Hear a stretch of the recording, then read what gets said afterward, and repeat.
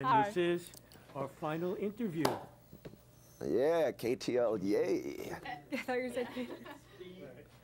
No. All right, so first of all, congratulations. I saw the movie, loved it. Thank you very much. Spellbound the whole time. It's unreal, unreal.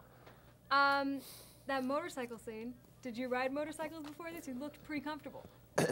Well, I grew up kind of riding dirt bike around a little bit, but I'd had to, for this, yeah, go do training with the Ducati and get my motorcycle's license. So, well, I got my motorcycle's license now. Are you gonna tool around on your own motorcycle in real life now? I don't know, I don't think that'd be too safe in LA. I think I'd end up being a little too, selfish with my life, What kind of training? Like I heard, I mean, you had to fight too, right? So you had to do martial arts training. Like what was the process? Well, we'd started filming in April, but from the beginning of January, me and Olivia had to go to this facility called 8711, where we'd go through, or I'd go through capoeira, sort of for the defense on the disc game kind of sequence, and parkour for conging over things, and the hand-to-hand combat sort of for the fight sequences and choreography, and the weight training for the ability, and and then we'd get cyber scanned, and these suits were formulated to every shape and curve of our body. So, and the technology that went into those was just incredible. Okay, so what about when you're on break and you're not filming and you have this full-on unitard? What do you do? Do you have to go to the bathroom? What if you want to eat a sandwich? We would, no, I mean, it was sitting on a stool, sucking through a straw. There was constantly,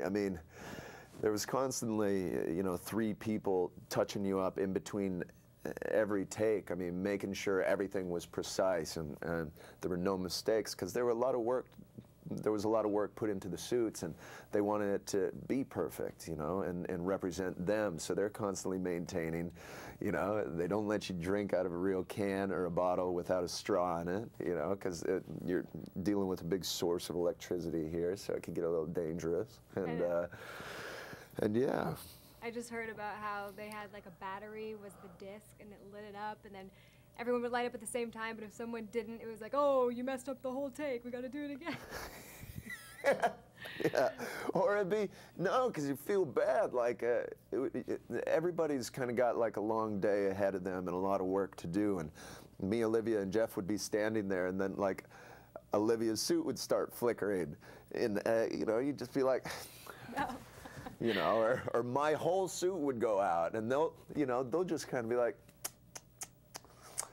but it's none of our faults. It's just, but you can't help but sort of pass blame. Okay, so Jeff Bridges, what was it like working with him? I heard he kind of took you under his wing. You were his little apprentice. Jeff he's a phenomenal person, a phenomenal actor, and I'll never cease to be inspired by him or anything he does. I mean, he's an incredible person, and he's inspired by every aspect of life, literature and music and philosophy, and also he was a great help when I was starting to learn the guitar as well. After Tron, I did this film called Country Strong, where I played this country singer, and I didn't know how to play guitar at that point. I knew I wanted to do this film, and I knew it would have been a great opportunity, but I didn't know how to play guitar. That's like a main thing, man. And so I'd sit in his trailer, and he'd done Crazy Heart, and so he'd play songs from Crazy Heart, and kind of show me the way around the axe. And I still couldn't play and sing at the same time, but he was a great help, and he was a great model for what I need to become. And also Jeff as a person is a great model for anyone for who they should become in life. Well, it was nice to meet you. They're kicking me out. Virtual handshake. Can we do that? Thank you very much. Man, Nice to meet you. You as well. Thank you. Yay.